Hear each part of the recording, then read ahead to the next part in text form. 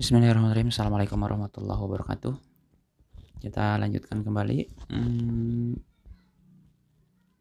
Sirah Nabawiyah yang kita kemarin sampai pada masuk Islamnya Umar dan Hamzah, dan itu menjadi sebuah pukulan telak bagi kaum Quraisy, karena sekarang posisi kaum muslimin dalam awal-awal kenabian Rasulullah ini makin kuat tentunya, karena bisa dikatakan Umar dan Hamzah ini salah satu tokoh sentral yang bisa dikatakan pemuda-pemuda Quraisy yang memang yang disegani. Untuk itu maka kaum Quraisy meningkatkan tekanannya, intimidasinya dan terornya terhadap para pemeluk Islam, dan ini membuat Abu Thalib, pamannya Rasulullah, itu khawatir terhadap keselamatan Rasulullah itu sendiri, karena ditakutkan Rasulullah tidak hanya diteror atau diintimidasi tapi juga dibunuh gitu kan. Nah, kemudian Abu Thalib melakukan tindakan yang katakanlah memang menjadi salah satu cara untuk melindungi Rasulullah, yaitu dengan mengumpulkan keluarga Bani Al-Muthalib dan Abdi Manaf dan meminta kesediaan keluarga mereka untuk melindungi Rasulullah selama berdakwah, dan ternyata mereka menyanggupinya untuk melindungi Rasulullah. Tentunya juga keluarga Bani Hashim yang maupun baik yang muslim ataupun yang kafir, untuk dijaga keselamatannya.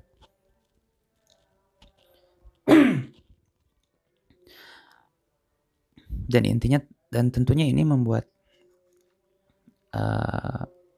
para tokoh Quraisy sangat marah, dan akhirnya mereka berkumpul dan bersepakat untuk melakukan pemboikotan terhadap semua elemen yang melindungi Rasulullah serta manuver-manuver dakwahnya. Dan tentunya ini juga berpengaruh pada tatanan hubungan di kalangan Quraisy sendiri. Jadi memang di dalam Quraisy itu ada banyak suku Quraisy sendiri itu adalah semacam suku yang menaungi di dalamnya ada keluarga Bani Hashim, Bani Al-Muthalib, kemudian juga keluarga besar lain, pembesar-pembesar lain yang memang sudah katakanlah menjadi pembesar-pembesar Quraisy di dalamnya gitu kan. Kemudian pemboikotan ini secara efektif itu kurang lebih berlangsung selama 3 tahun. Pemboikotan ini sendiri meliputi larangan untuk bertransaksi, larangan berinteraksi, larangan bersosialisasi, dan seperti memang diisolasi secara sosial. Dan ini tentunya berdampak pada keluarga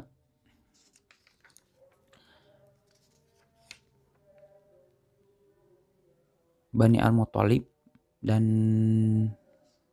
Abdi Manaf gitu kan, dan juga keluarga Bani Hashim, itu sampai terjadi kelaparan gitu, termasuk juga di dalamnya Abu Thalib sendiri termasuk yang kena pemboikotan gitu kan, karena menjadi salah satu yang melindungi Rasulullah. Dan tentunya ini di kalangan Quraisy sendiri ada yang akhirnya ada yang memang tidak sepakat karena mereka kan sama-sama dari uh, suku Quraisy gitu kan. Jadi ada yang sembunyi-sembunyi membantu keluarga dari yang kena pemboikotan, tapi juga ada yang memang secara perlahan bagaimana mengakhiri pemboikotan ini, karena memang ini luar biasa sangat berpengaruh pada tatanan kehidupan di Mekah itu sendiri. Akhirnya pada setelah 3 tahun dengan berbagai rangkaian peristiwa, pemboikotan itu berakhir gitu.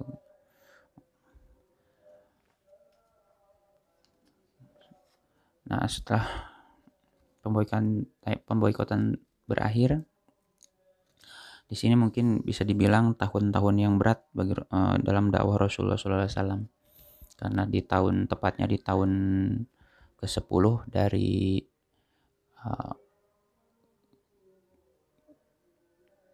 kenabiannya atau syiarnya gitu kan, tahun 10 nubuahnya gitu. Rasulullah SAW ditinggal 2 orang yang paling berjasa dalam dakwah beliau. Yang pertama adalah Abu Thalib, yang beliau memang usianya sudah sangat renta, yaitu sekitar 80 tahun, dan itu juga sebetulnya diperparah dengan aksi pemboikotan sebelumnya. Jadi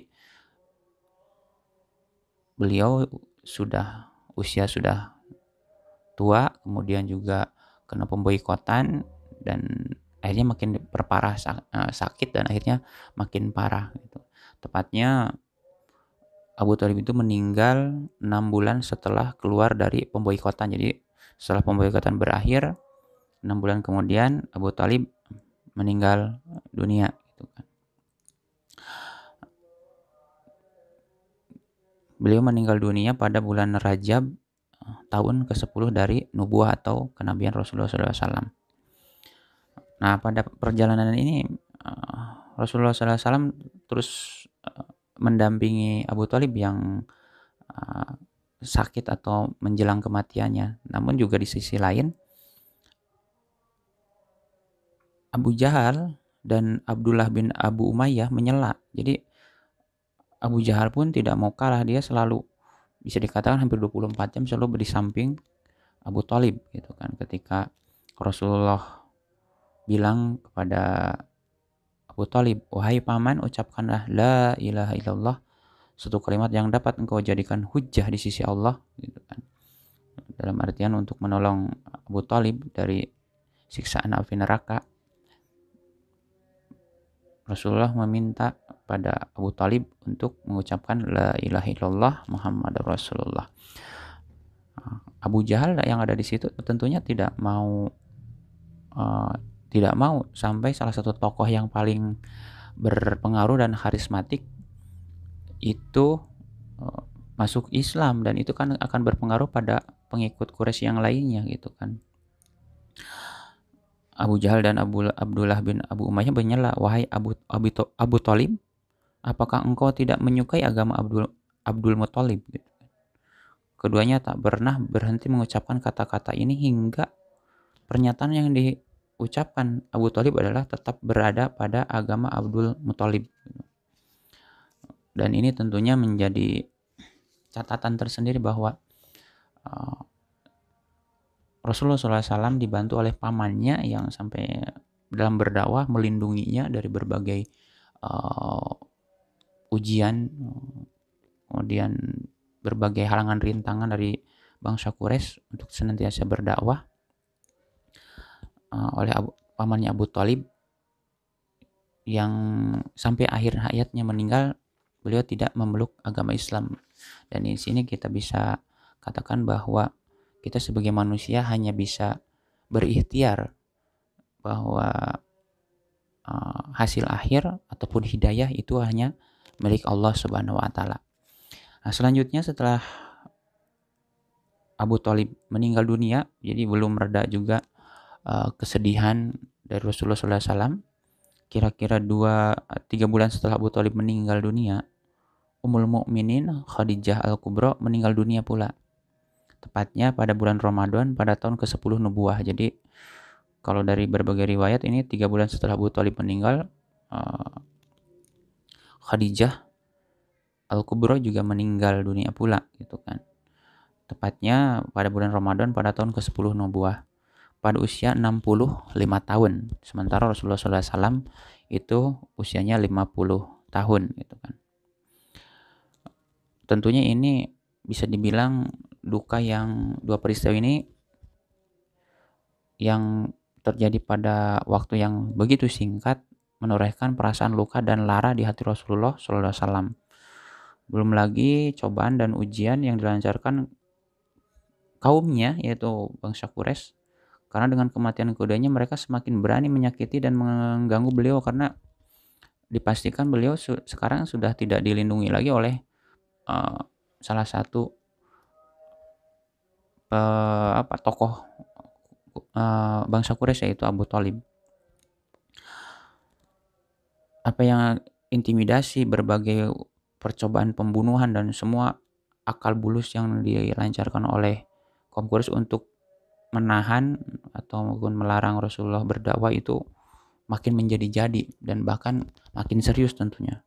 Dan ini apa yang dialami oleh Rasulullah di Mekah juga dialami oleh para sahabat. Hingga sahabat karib beliau Abu Bakar As-Siddiq berniat hijrah dari Mekah. Maka dia pergi hingga tiba di Bakir Ghamad, tempat yang ditujunya adalah Habasyah. Namun akhirnya Abu Bakar Siddiq ini kembali lagi setelah mendapat jaminan perlindungan dari Ibnu Dughunah.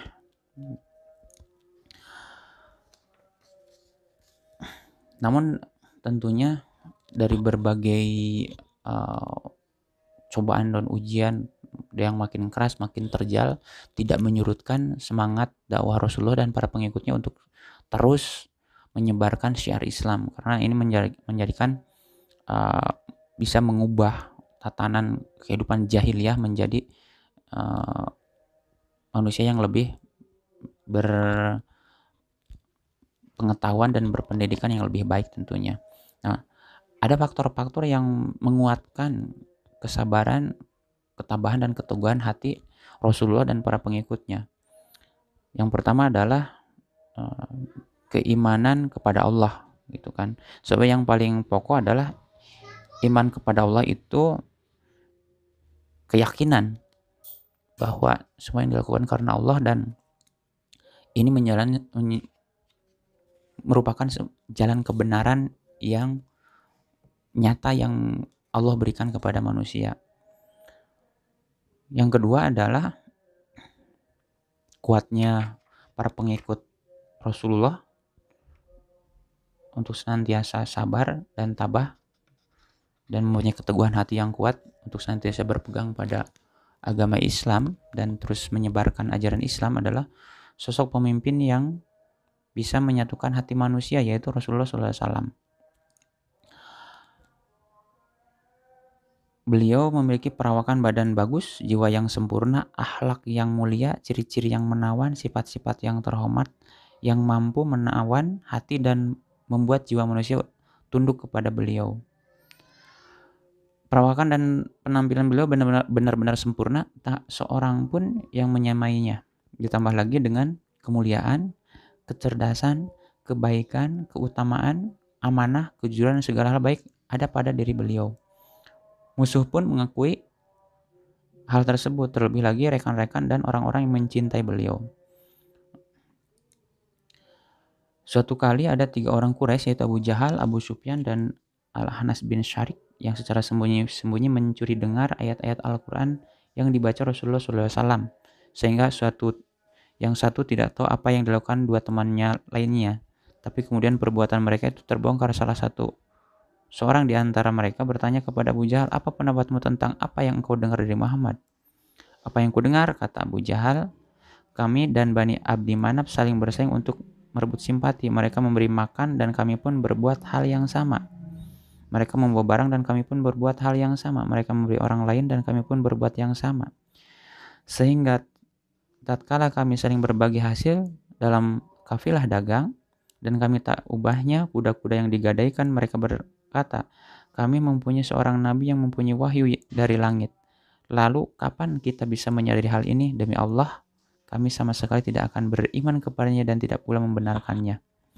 Abu Jahal pernah berkata, wahai Muhammad, kami tidak mendustakan dirimu, tapi kami mendustakan apa yang engkau bawa.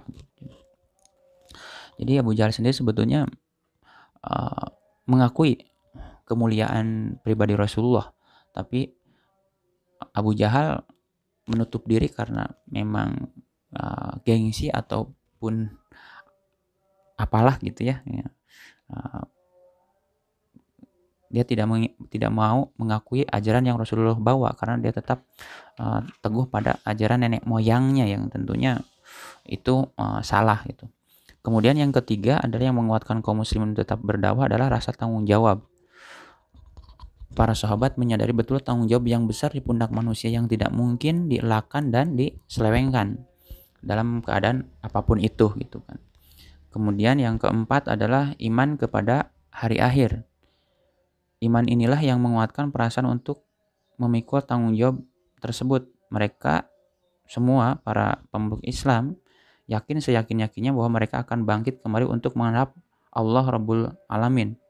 Amal mereka akan dihisab secara mendetail, yang kecil maupun yang benar. Jadi yang keyakinan itu tadi ya, kalau dikaitkan dengan yang poin pertama, keimanan bahwa semua amal perbuatan kita akan kita pertanggungjawabkan dan Allah itu maha adil. Jika di dunia kita memang tidak mendapat keadilan, maka di akhirat kelak kita akan mendapat keadilan. Kemudian yang kelima, alasan para pengikut Rasulullah, pemeluk Islam itu senantiasa kuat dan sabar dalam menghadapi tantangan dan penyebaran Islam adalah keberadaan Al-Quran, di mana pada saat-saat yang kritis, rawan dan menakutkan, turun surat dan ayat-ayat Al-Quran yang memberikan hujjah dan bukti penjelasan tentang prinsip-prinsip Islam yang menjadi inti dakwah dengan redaksi yang jelas dan akurat, memberi petunjuk kepada orang-orang muslim tentang dasar-dasar kekuasaan Allah. Dan yang keenam adalah kabar gembira tentang datangnya keberhasilan. Jadi senantiasa tentunya orang muslim meyakini dan menyadari bahwa mereka akan mendapat kesulitan dan tekanan, dan yakin juga suatu saat kemenangan itu akan datang menghampiri mereka sehingga Islam akan berkibar di tanah Makkah gitu kan. Itu demikian, terima kasih. Assalamualaikum warahmatullahi wabarakatuh.